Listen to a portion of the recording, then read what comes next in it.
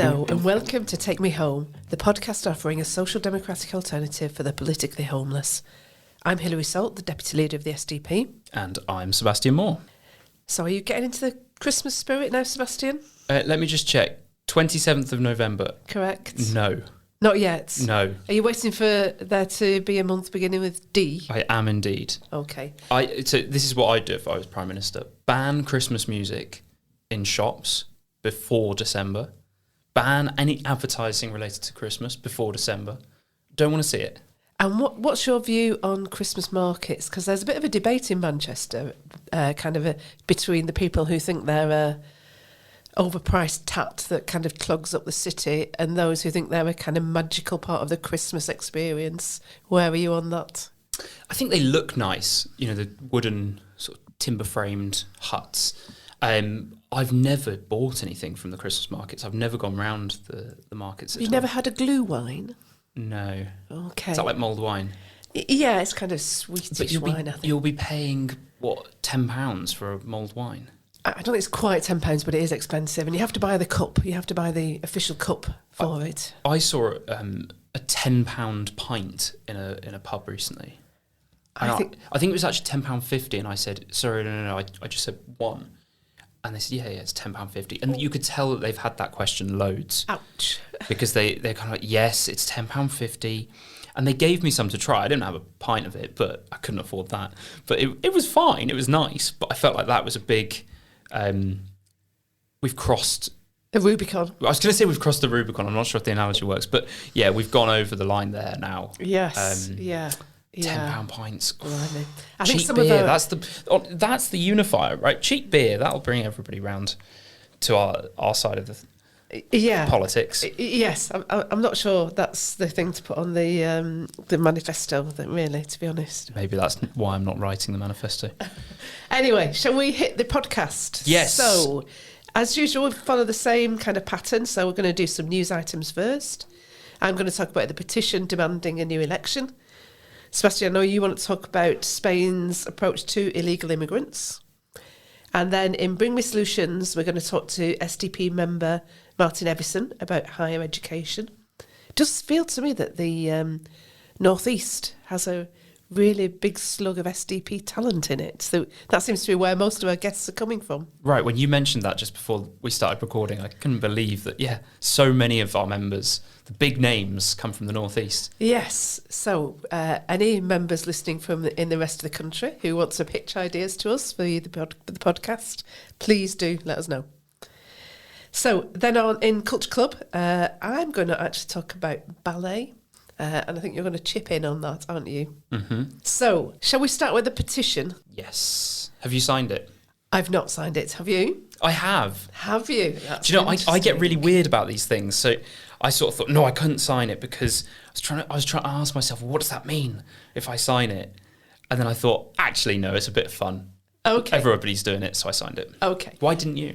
Should I just say a few words about what it is first, in case people aren't quite up to speed with it? So this is, in the UK, we have an official petitions website, which if at least, I think, 10,000 people sign it, something has to happen. I think if 100,000 people sign it, it has to be debated in the House of Commons. So, this is something that lots of people do pay attention to. And there is a petition out at the moment demanding that there be a new general election because the Labour Party has not met its pre-election promises. And I think we checked just before we came on air, didn't we? It's 2.7 million, something like that. So something approaching 3 million probably by the time people are listening to this. About 3 million people have signed it. So, on one level, I kind of just find it a bit frustrating. It's like people think there's VAR for the election, and there is no VAR. We have to abide by the result. But, I mean, you say, why have I not signed it? And I don't object to anybody signing it. I think it's fine for anybody to protest against the government by signing a petition, by writing to the newspaper, by demonstrating on the streets. All of that, I think, is entirely appropriate. But it is, I think, important to just know that it is the actual election that counts. I wonder if some people signing the petition maybe didn't even vote in the election. which would be very odd. Well, we know, don't we, from when we stood in the election, that lots of people's response on the doorstep was that they wouldn't vote. And I wonder whether any of those have been tapping the say yes to the petition. But, what's really important is the actual election. When, 20 million people voted, about 10 million for the Labour Party. And that is what really counts. And it's your exercise of that democratic vote in that election that is the important thing. Under our constitution, of course, the government can be removed by things like a vote of no confidence, but they can't be removed by a petition. And I think, to me, what worries me a little bit is this idea that there's an alternative way of people controlling the government, because it feels a little bit like the kind of lawfare cases against Trump, or a bit like some of those legal approaches that were taken to undermining Brexit.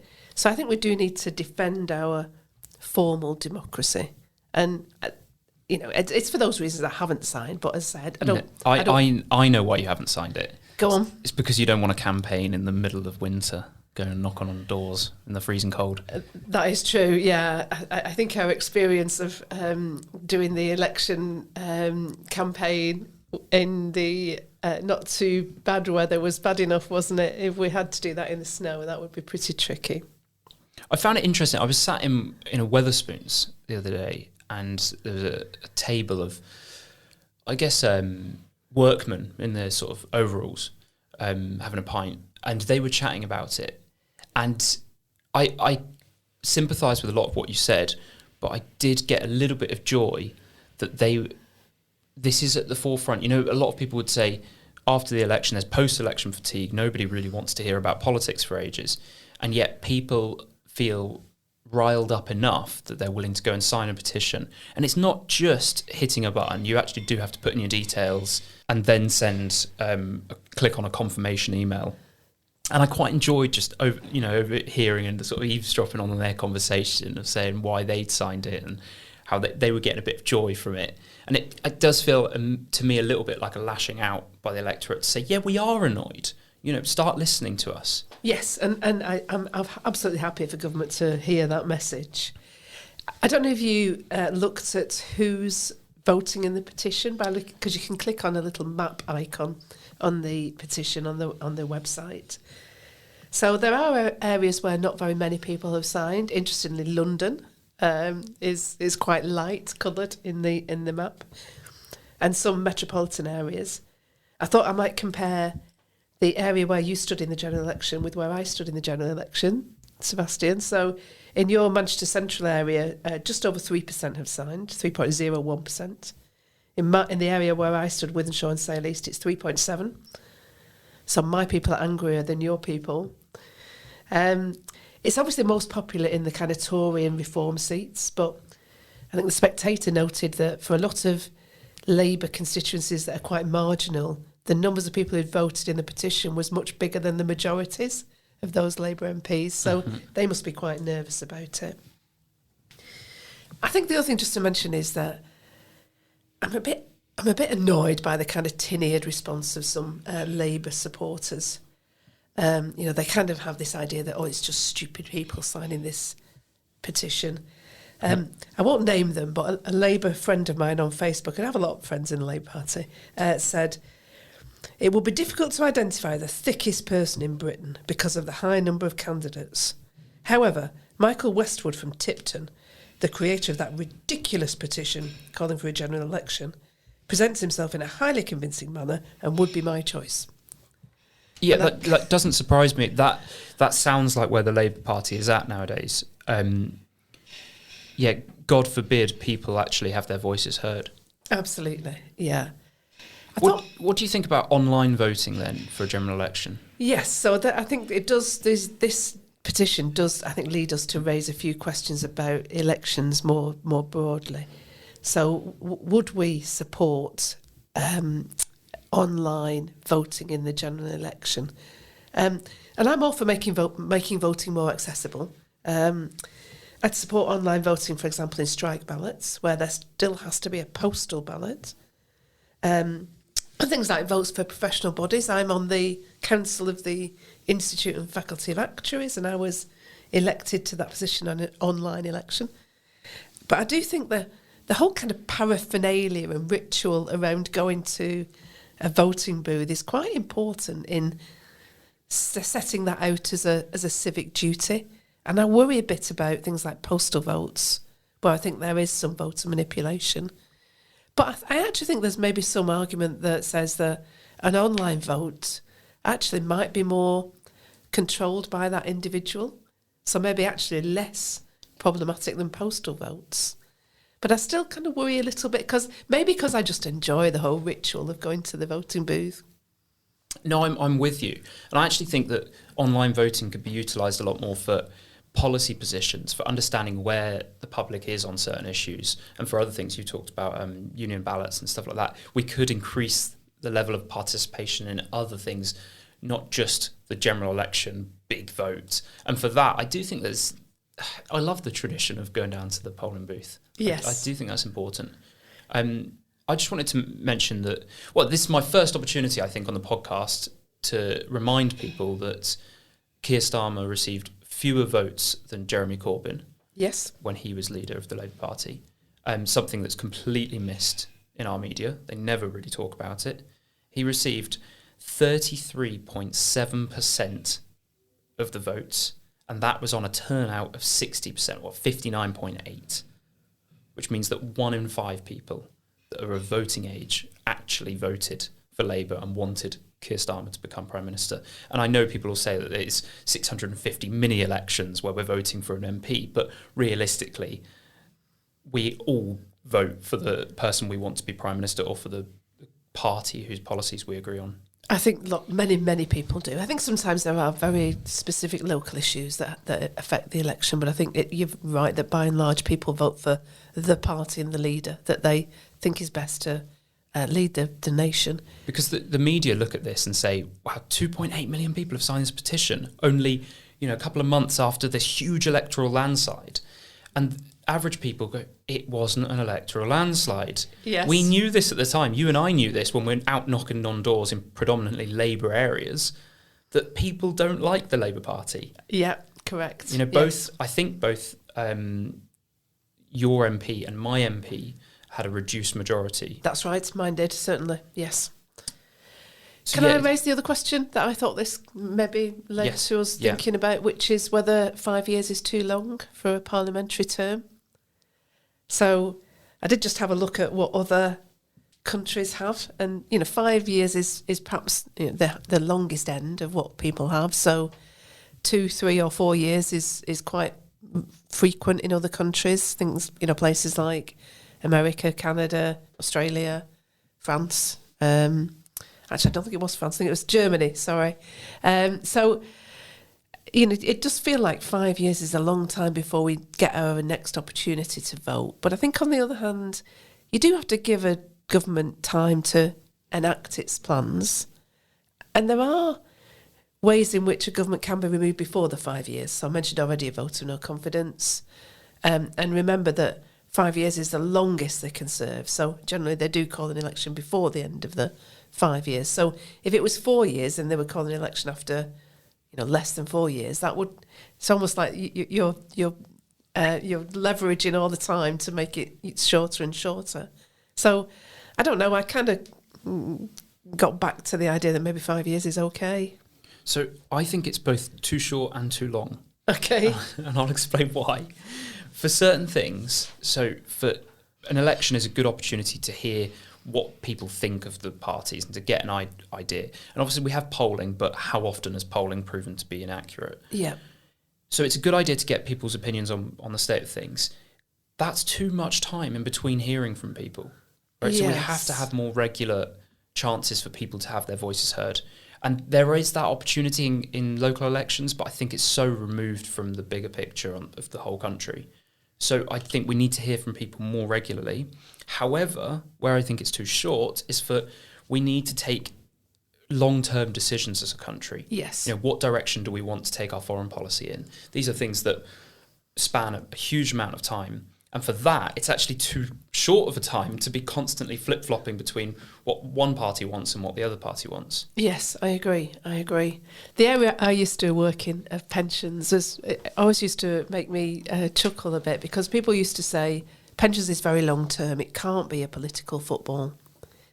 But actually, I think pensions are one of those things that's perhaps the most political things that there are. It's about intergenerational transfers, it's about public provision versus private provision, it's about investment, it's about how do you arrange things in a collective way or an individual way.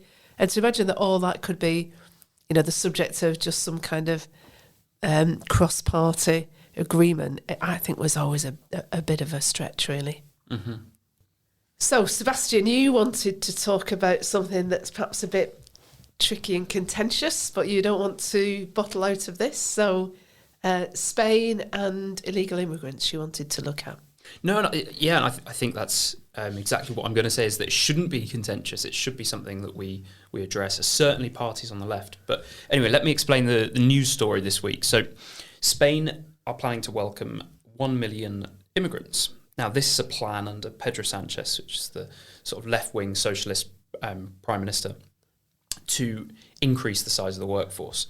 Now, they're planning to do this by regularizing, if I think that's the right word. To be fair, I've read some of these articles in Spanish, so I'm translating from Spanish, but regularizing undocumented migrants. Now, they plan to do about 300,000 a year for 3 years, and this is where the 1 million number comes from. And predominantly they say that the people that they will be allowing residency to will be from South America. So these are people already in Spain? Already in Spain, yeah. And some of these will be people that have crossed over in boats from Africa. Some of them will be, and they say the majority are people that have come in as tourists and overstayed their tourist visa from Spanish-speaking countries in Latin America. So they're doing this in a various set of ways. One of them is to reduce the amount of time somebody needs to have lived in the country before they can apply for residency. So in the UK, that's generally 5 years. Yes. Before you can get indefinite leave to remain. In Spain, it's actually 3 years at the moment, and they're going to reduce it to 2. And this won't affect the people that have come over, I think, this year, but it will affect people that have been here, been in Spain since last year or before. So that's the story. What are your initial thoughts on it? It's always tricky, I think, when you've got a lot of people who are in a country and are, either undocumented or kind of living below the wire. So I think doing something for those people is helpful. Whether allowing those people to be adopted effectively by the country is right, when those people have actually broken the law to get there, it feels a bit unfair compared to people who perhaps came through a more formal route, jumped through the hoops that they were expected to jump through and came to a country legally. Yeah, I think it's immoral, actually, and I think giving residency to illegal immigrants directly leads to people risking their lives to cross the Mediterranean, or in our case, the Channel. And I think this is an example where the technocrats, the people that are running our countries and often think they know best, they're putting in policies which are directly leading people to risk their lives. That's the first thing. The second is, I think that we have a really warped view of how we should manage our countries and the policies we should adopt, because in their arguments for this, they're basically saying that we need somebody to pay the pensions. We need people to come and work. And they said we're running out of workers, and it's like running out of workers for what? What they mean is running out of workers to contribute to the tax base. And you cannot have a policy like this to solve the problem of fewer workers, because what will happen is then they will become old, and it's just a never-ending spiral. And so you're constantly having to import more and more cheap labour, which is suppressing wages and leading to often social division. I always think those arguments about demographics are a cover really for something else, because whichever economy you look at, the things that are really important about that economy are things like what percentage of the workforce is working.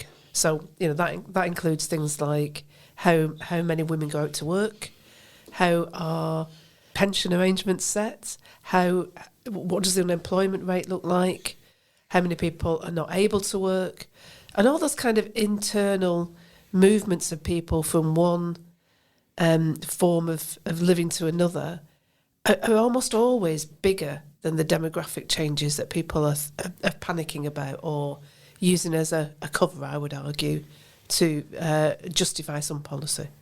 Yeah, I definitely agree. There's also the fairness aspect of this, and you brought this up. I'll give you an analogy of how I see this. Having worked in education, there'll be moments in schools where you'll have something like you're giving out sweets to the kids or giving out cake, I don't know, and you'll say, right, can you form a line, please? Form a line, and what will happen is you might get one student that sort of breaks the line and sort of rushes forward.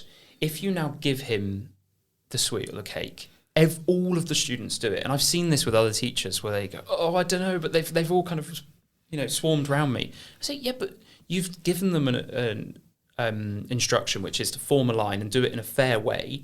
If you now then reward those that break the rules, then why would anybody follow the rules in the first place? And I think this is directly relevant to migrants crossing the Channel or crossing the Mediterranean. We have to reward those that are doing it in the fair way, which is applying for asylum in our countries and to follow a system of rules. Yes. So I guess the thing I always feel a bit nervous when people say it's a bit like when you're teaching children, because it kind of infantilises people a little bit. So I think we just need to be careful that we don't do that. But I hear you, but the analogy isn't. I'm not comparing migrants to children. I'm comparing this unfair sort of rules system to something else where it's directly relevant to my experience. Yes, good. I just wanted to give you the opportunity to do that, so that we didn't get letters of complaint. And you could use the analogy for something else, but I've never worked at a theme park. But if you said, right, you've all got to come through this barrier, then people were climbing over the sides, and you said, well, I mean, they've climbed over now, we can let them stay in. Why is anybody going to pay and go through the barrier? They'll all just climb over the sides. Yes, indeed, yes. I just want to add something on the cultural side of this about how immigration affects culture of the country. And I wanted to bring up Sarah Wagenknecht. I'm glad you said that. I didn't have to. Yes. Do you know Sarah Wagenknecht? I do, but don't make me say it. So she is a politician on the left in Germany. She was from a party called Die Linke, which is literally translates as the left. Yeah, I remember that much German O level. And she broke off and was quite upset about the cultural direction of that party. And she said something interesting. She said it's not about diets, pronouns, and telling people what to do. It's about the economic issues, which I think resonates with us in the SDP a lot, because we care a lot about the economics and the inequalities out there, but we don't think that the progressive left have got it right in terms of the culture and social policy. And so she started her own party. It's called the BSW, I think it's Bündnis Sarah Wagenknecht, which is the Sarah Wagenknecht Party. And she actually, I saw a quote of hers. She said, there should be no neighbourhoods where natives are in the minority. She was talking about Germany. And this caused a huge stir and big controversy. And I share her sentiment in a lot of ways, and perhaps not with, the word native can have bad connotations in some ways, right? Because it speaks to maybe the more ethno-nationalist side and the AfD in Germany. But I do think that let's say in the UK, for example, British people, whether they're the children of immigrants or whether they've got British passport and they've gone through the right channels, we shouldn't have neighbourhoods where they are in a minority. I think that's the big thing. And anybody that thinks that sounds really awful, well, I ask you, do you want to go to Spain and other countries and see a minority of Spanish people? Or you go to Africa and you see a minority of Congolese, or in any country, it's the same. It's this mutuality, I think, is really important, which, for any country, you should retain a certain element of the tradition and the culture of the country. Does that make sense? It does. I guess to challenge a little, that certainly are areas of Spain where there are enclaves of entirely British people. Yes, generally not speaking I hate Spanish. It. Yes, right. So I'm consistent in my argument on this. You know, my parents live in a Spanish town, very close to Benidorm, but it is a Spanish town. There's a majority of Spanish people, and it's lovely. You know, and they've integrated because they're in a minority. If it was full of English people, they wouldn't have put in any effort to learn Spanish. They wouldn't have tried to adopt to the Spanish culture. And so I think it's really important. Yes, that sounds good. That is very consistent. Good. I just wanted to challenge you on that basis. How is this, how are these messages going down in Germany and in Spain? Is there a popular reaction to them at all? So Spain has a very different relationship to immigration than the UK. Spain is a massive country compared to the UK with fewer people. And there are huge parts of Spain which just, you know, rolling countryside. I say rolling countryside, quite scrubland really. And they've generally been much more willing to adopt outsiders. There's historical reasons for this I won't go into now, but they've got a right-wing populist party who's sort of very right-wing on economics, so I think they're very different from us, called Vox, and they're led by Santiago Abascal, and he's obviously making a big deal about this, and they haven't done as well as people would have expected. And I actually saw a really interesting article on this that suggested that the more right-wing economically a populist party were, the less likely they were to do well with the electorate. And then in countries like Hungary, Slovakia, you've got Smer, which is Robert Fico's party. They are generally more left-wing economically, and they're doing much better with the electorate and winning elections. So that should be a good sign for the SDP. Yes, and so you mentioned Spain there. Germany, how is this new party faring in Germany? They're doing well considering they're very new. They just finished third in 3 states in the state elections, Brandenburg, Thuringia and Saxony. And they're on the rise, and they're challenging AfD a lot. And AfD are the right-wing populist party. So it'll be really interesting to see how they do in the elections coming up. And there's an election in Germany in February that's been called. So really looking forward to seeing what happens there. And it's proportional representation in Germany? It is indeed, yeah. And Spain? Yes, yeah. Yes, okay. We're big fans of proportional representation. We are, indeed, yes. Okay, I have been emailed a question from Kayed. Oh, interesting. He wants to know, he said, "Hi Sebastian, curious to know why you joined the SDP over Labour, and secondly, what would be your list of top 10 priority policies?" Well, 10's a lot. 10 is a lot. Maybe we do 3. 10 it is a lot of policies. That's a reference to Love Actually, so maybe I'm going against myself and getting into the Christmas spirit a bit. Oh, that's good, yeah. So, I mean, he did address the question to you, so I guess it's you he wants to know about. I'll certainly take the first half. So, curious to know why you joined the SDP over Labour. I get asked this a lot, and after the election, I actually had some close friends say to me, "Come on, if you want to get anywhere in politics, you're going to have to join one of the big parties." For me, it's a case of principles, and I think everybody will know that they have to. A party must speak to them on a certain number of policies or on a certain number of positions for them to feel like they can fight for them or even vote for them. And asking why I've joined the Labour Party, to me, it's like, why would I join the Labour Party? What is there in the Labour Party that it attracts me in any way, shape or form? They've completely sold out on pretty much everything that they were advocates of, 30, 40 years ago. And now they are just a centrist neoliberal party. And there is no way that I would join them.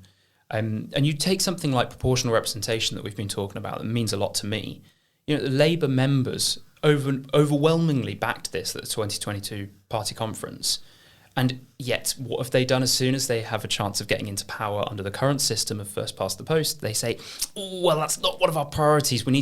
Let's look at that at the next term, right? Vote us in again, and then we'll look at that." So no, I've joined the SDP because they're a party that actually speaks to my values. Economically left wing, but not crazy. They're a sensible party on the left. And they've got a lot of great ideas. So go and check them out, sdp.org.uk. There's a whole list of all of our wonderful policies and read the new declaration, because that's the founding principle of everything we believe in. Great. So thanks for the question, Kayed.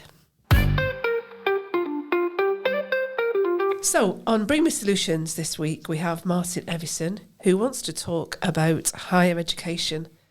So Martin has a very distinguished career, including in academia. He finished as a professor at one of Britain's post-92 universities, the old Polys.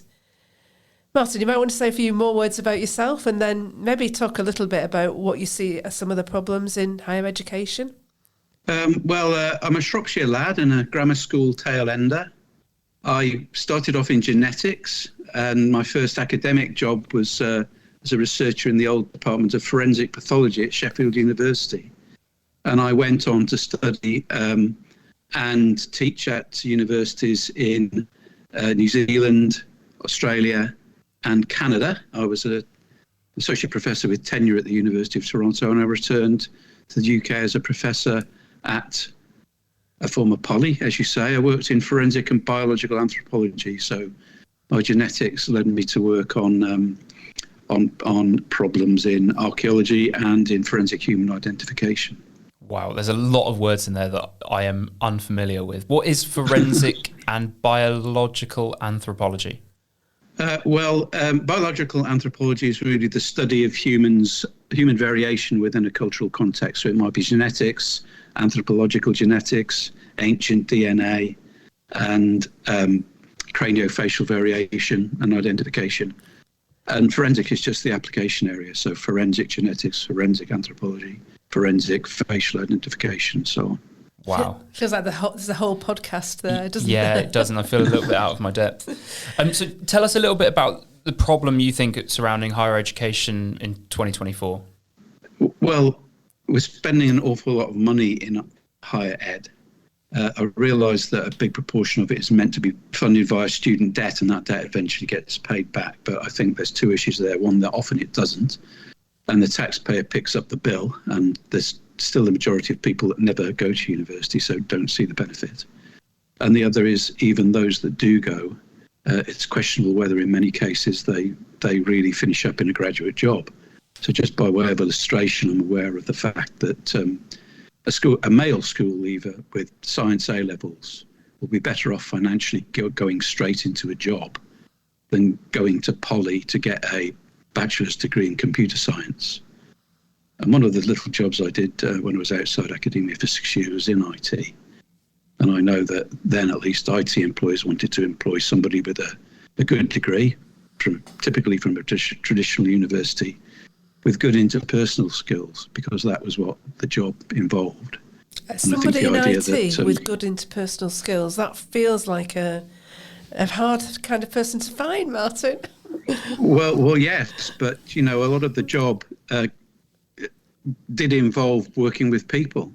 Indeed. So, the IT crowd is a joke with some truth in it, but nevertheless, the good people, in a manner of speaking, know how to communicate with others. Of course. So we're spending an awful lot of money on universities. Tuition fees have just been raised once again, and it doesn't seem to be paying off in the graduate jobs that students are getting. And just a personal experience for me, I didn't go to university. I was almost pressured into it by my teachers. Luckily, my parents said to me, you do what's best for you. And a lot of my friends did go to university, and we've come out and we're in a very similar position. I moved here to Manchester with a friend. I hope he doesn't mind me saying he studied at Oxford, did wonderfully, at Oxford. But then we're in the same position, applying for, entry-level jobs in supermarkets and bars when we moved to Manchester. Mm-hmm. Yeah, the graduate premium, as it's called, the idea that you finish up benefiting career-wise or financially from getting a degree, is diminishing everywhere, with the UK and the United States. And so I'm really not surprised. I mean, one area, because I was a researcher in forensic science, I finished up working in universities that offer forensic degree programs, and they cover a multitude of sins, I'm sorry to say. The one in Toronto was fabulous, but the ones in the UK are really just ways of getting bums on seats in polys. very few students seem to get into a forensic science lab or a police scene of crime lab. And I followed the route of some, and they finish up in retail. And you don't know, as Sebastian was saying, you don't need to go and get a degree to get a job in retail. And there are very good jobs to be had in retail. I well remember when I was a school leaver that my peers that went and got jobs in retail rocketed up the career ladder, and they were driving swanky Ford Granadas when I was still a poor student, so you can still have a good career that way. And Matt, I know you mentioned earlier that you think there's issues around the north-south divide that are in part due to problems with higher education.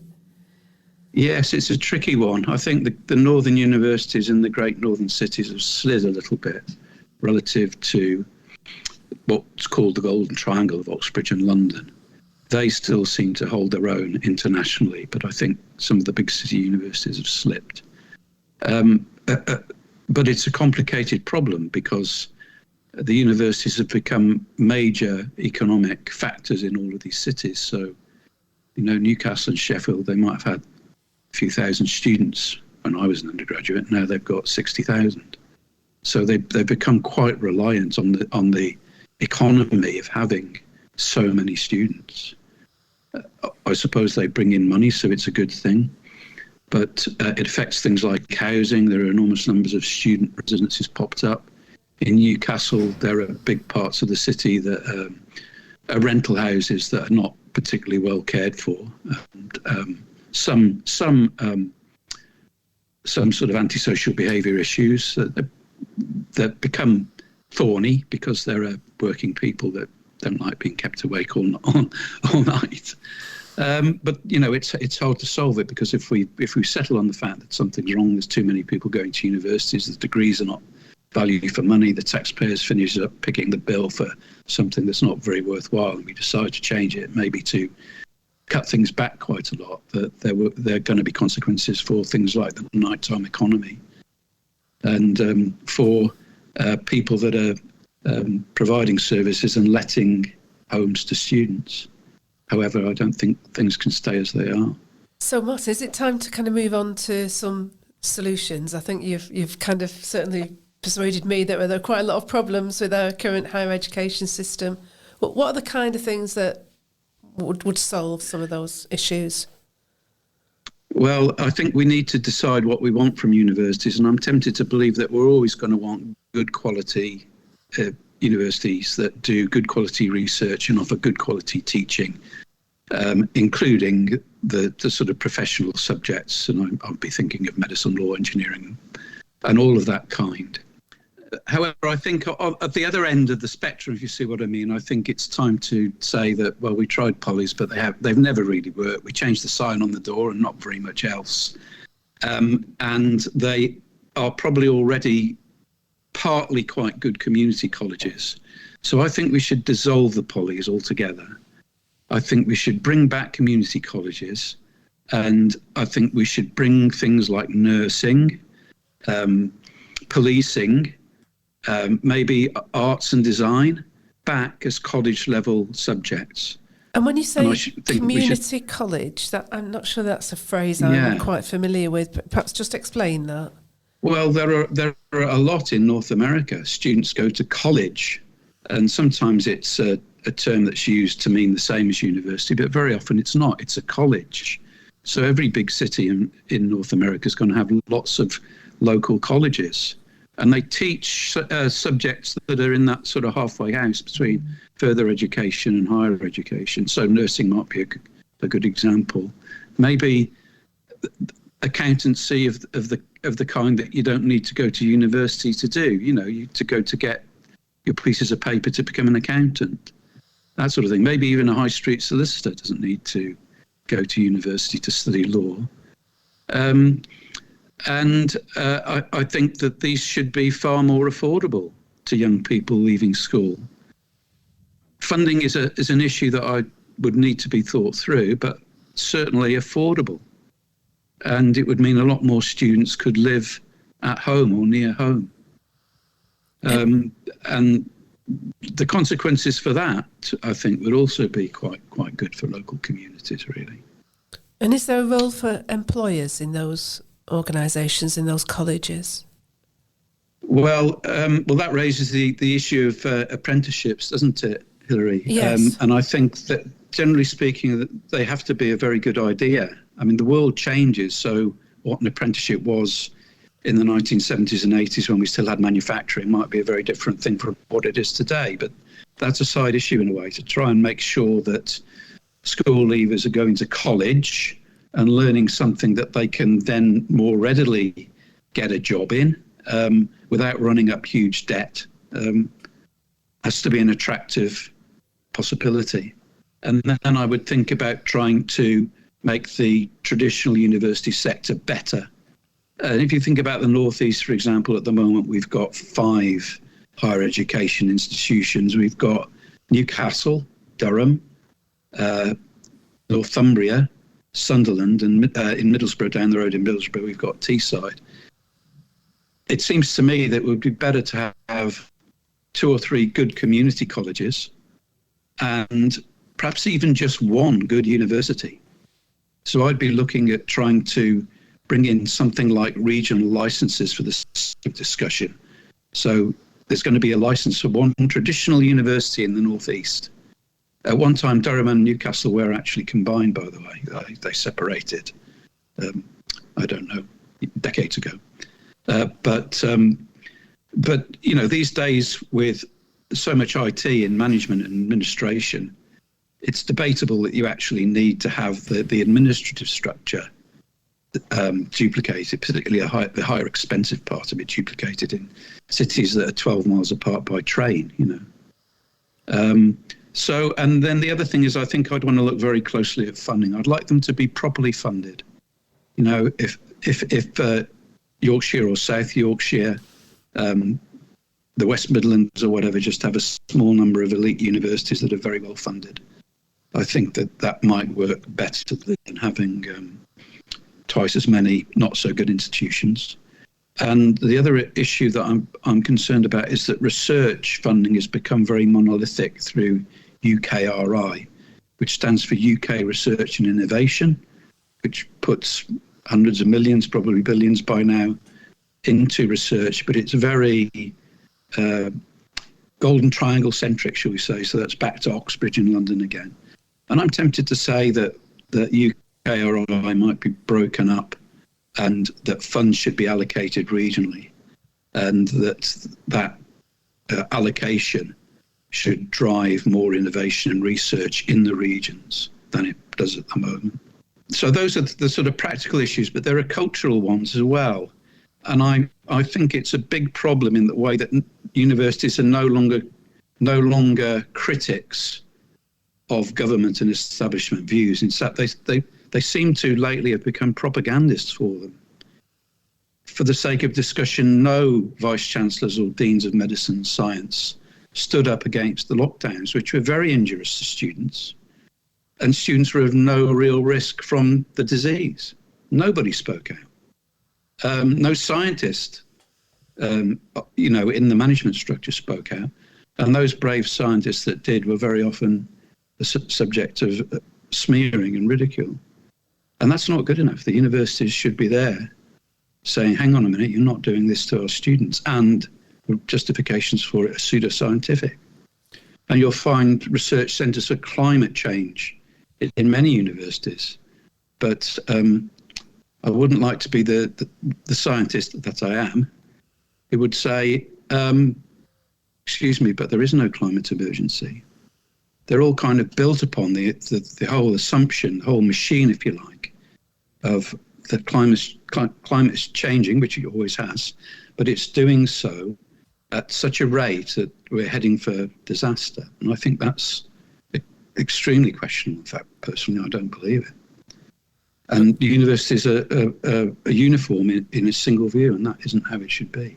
What is a woman, for goodness sake? I mean, have a genetics degree, and we're arguing about what a woman is. It's insane. This opens up a load of topics, climate change, and you're talking about what a woman is and so on. From my experience of just seeing universities from the outside, I often see things where we talked about this on, I think, our first podcast episode, where Suella Braverman couldn't speak at a university because there were protests against her. And we often see universities sort of shutting down free speech. And to me, that seems to really degrade the model if they're not standing up for free speech, and if they do seem quite ideologically captured. Yeah, well, that they have to be centres of reasonable criticism. I think the adults do have to make sure they assert themselves in the room as well, though.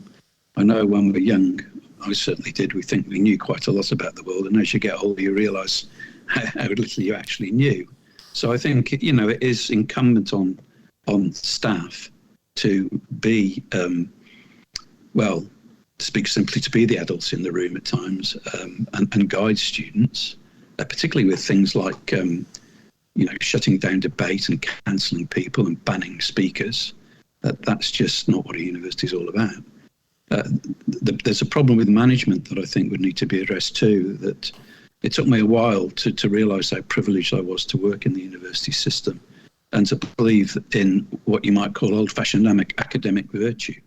So a university is a community of scholars, led by scholars, that generate new knowledge, disseminate it within my wider community and to the student body. Well, a lot of our universities now, particularly the polys, are degree awarding businesses with university status. They're not really universities at all. This is an issue that I'd like to see addressed via the licensing and accreditation process, that universities must protect these virtues or they will be fined, and perhaps fined heavily. So, they'll have to look at whether they are going to have a viable business if they don't toe the line. I also wonder if we need to start to look at the nature of an undergraduate degree. In North America, they still have liberal arts degrees where you have to do some content across the spectrum of knowledge. So I used to have a lot of art students that would come and do my human osteology course for their breadth requirements. So they'd come and do bones, because in terms of science, at least they can see a bone and measure it and I'd classify it and all that type of thing. But we don't really bother with that in England. And I think there's something you said for that. And I wonder if we should include civics.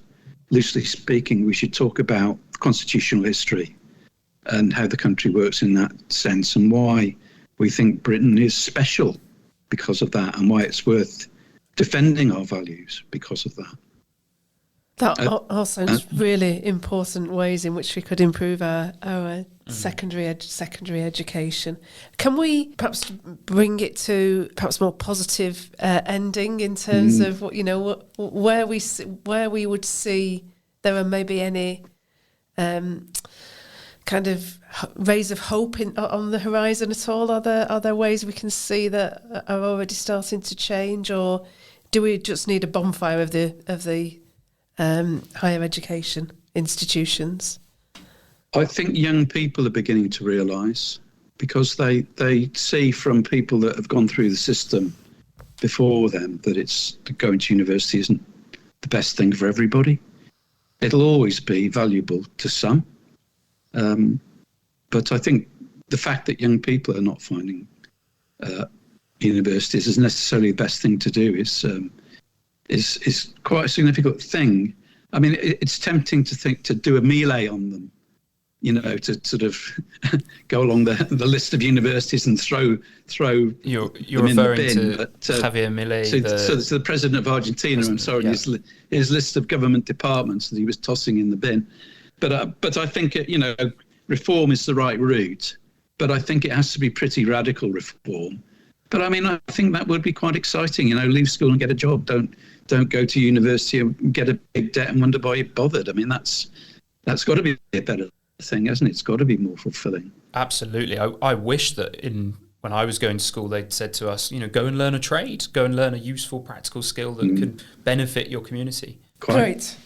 Thanks, Martin. That was really, really helpful stuff.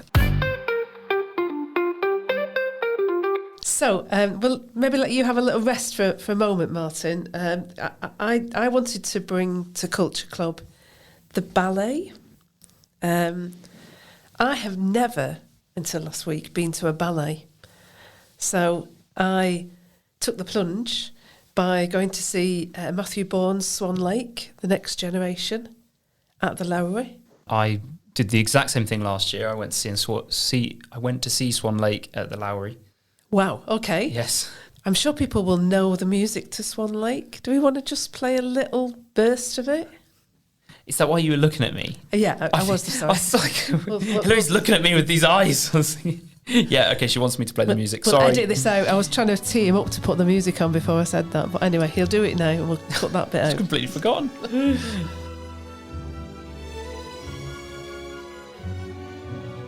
It's very famous, isn't it, that bit? Yes. So hopefully that's recognisable to people. So, as I said, I've never been to ballet before, so to go to Matthew Bourne for a first ballet I think is a bit odd, because I think you're meant to know what the normal ballet's like before you go to this kind of countercultural ballet. So, I was going straight in at this, at the deep end. I massively enjoyed it, and it's really hard not just to retreat into the kind of usual words that people use, but it was spellbinding. The thing I was a little bit confused by, because I'm a big fan of the musicals, is I kept thinking, when are they going to start singing? And of course they never do start singing. But the physicality of it is just fantastic. It actually was not unlike going to football, apart from there were far fewer tattoos. In fact, there were no tattoos, as far as I could see. There was a lot of sweat, which was also, I thought, quite interesting. But the way in which they were able, just through dance, to portray not just the story, but the emotion and the drama and the intrigue and the plot, I just felt was magical. So I'm going to go to ballet again. Amazing. Yeah, I agree with you, actually, when I went to see Swan Lake last year at the Lowry. It's an amazing theatre, isn't it? It's lovely. This is, so for people who are not from Manchester, the Lowry that's the first thing I've got wrong there. So the Lowry is not in Manchester, it's in Salford. And you've upset all the Salfordians that are listening. I will have done, yes, yeah. So it's a really lovely theatre. There's a very big theatre and two smaller theatres in there. It's right on the edge of the Manchester Ship Canal, close to Media City, where the BBC is. And it's kind of in one of those areas that used to be the real rough end of Salford, but you've really been gentrified and become a kind of a location where everybody goes to go to not just to the theatre, but to the restaurants, and there's a shopping mall and everything there. But the theatre is really, really lovely, and it's got such a nice atmosphere and vibe to it. So to go there and see it was really great. Really enjoyed it. I'd never been to the ballet before, and I think maybe I enjoyed it on a different level to those of the people next to me. But I found myself just kind of really sinking into it and just being mesmerised by the movements on the stage. And I didn't know anything about the technical side of what they were doing, but it felt like going to an art gallery. It was just, I could really just breathe and get into it, and it was a wonderful experience. So if it's on near you, Matthew Bourne's Swan Lake, do go and see it. Are you a ballet fan, Martin? I've been a few times and quite enjoyed it, to be honest, yes. Probably the classics, like Swan Lake and so on, but yeah, I've certainly enjoyed it. The funniest experience I had was in Dunedin in the South Island of New Zealand, where they had the sheep shearing competition on the stage of the theatre in the morning and the ballet on the same stage in the evening. Wow. That's rural New Zealand for you. So, Martin, tell us what you wanted to bring to Culture Club. Well, I've brought South, which is an autobiographic account by Ernest Shackleton of his experiences when marooned with his crew on the Antarctic in the early part of the 20th century. The ship, the Endurance, if I have that right, Sebastian, I know you're interested in the story, was crushed in the ice and they were marooned. on the ice in Antarctica, obviously 1,000 miles or more from habitation, and they had to get out. They stayed on there for as long as they could, and then they took the 2 ships' boats and tried to escape. And Shackleton, with his crew, sailed these 2 boats. At times they had to pull the boats onto the ice floe to rest, and they would put up tents on the ice floe. And sometimes the floe would crack, and there's an instance of a man in a sleeping bag disappearing into the water, only to be grabbed by one of his shipmates to pull him out again. The water was frozen because the temperatures were sub-zero, and they had to put ice into a used sardine tin and warm it with a candle just to get water to drink. And they sailed, I don't know what, 1,200 miles like this. Got to Elephant Island, a little rock on the periphery of Antarctica. Shackleton left part of his crew there on one of the upturned boats and sailed on to South Georgia. And they had to climb over the central mountain in South Georgia to get to the whaling station, where Shackleton knocks on the office door and says, "Hello, I'm Ernest Shackleton. Can you help us?" And they managed to get rescue. I think they sent a ship from Chile eventually and rescued all the crew. They all survived. And of course, Shackleton said, "What's happened about the war? It must be over now." And he was told, "No, it's still going, and hundreds of thousands have died." Just an absolutely amazing story. And if ever you are going through hard times, or it's a cold winter's day, read South, because there's no way you've had it that hard and survived. And a couple of those men then went to fight on the front and died after having survived that huge ordeal. It really is, I think, the most remarkable story of all time. It's wonderful. And I just want to read you the advert that Shackleton put in the newspaper before the voyage, trying to encourage people to join him. He said, "Men wanted for hazardous journey, small wages, bitter cold, long months of complete darkness, constant danger, safe return doubtful, honour and recognition in event of success." And that, especially as a young man, and I watched a documentary on Shackleton with my housemate, and as young men, we feel that we don't have enough of that in our current society. Where are we needed? What is needed from us, and that really speaks to me on a very deep level. Absolutely, that was still the kind of world I was born into, I think, and not on such a striking scale, I think, but the 60s was a very optimistic time, and we need that back. There's only Elon that seems to have that kind of imagination at the moment. We can't end on that. The fact that there's only Elon. His ideas are, it doesn't matter. But yes, it doesn't matter. Yeah, I kind of feel I want to come up with a similar advert for something that we would want people to volunteer for these days. Yeah, well, let's end on a call to action for people listening. If you like any of the things you hear on this podcast and you think, wow, this party, the SDP, they sound like they're speaking about the things that I care about, then go onto the website and join and get involved, because we need people. We need willing people that are going to come and campaign, and there'll be a role for everybody. Well said, Sebastian. So sdp.org.uk. If you want to write to us or raise any questions, our email addresses are in the show notes. We'll put the recommendations for things we've talked about in the show notes as well. And we'll see you next week. Thanks for listening. Thank you very much.